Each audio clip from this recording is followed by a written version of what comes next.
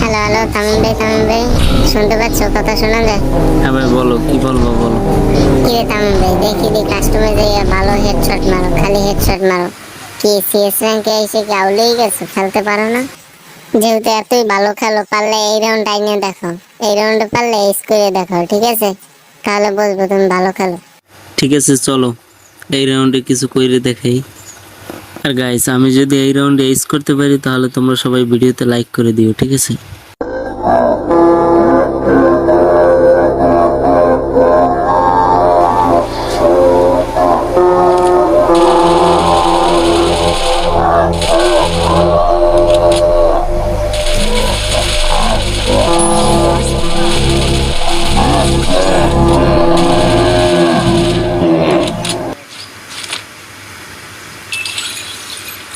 তামিম ভাই আর একটা মাত্র একটা আছে।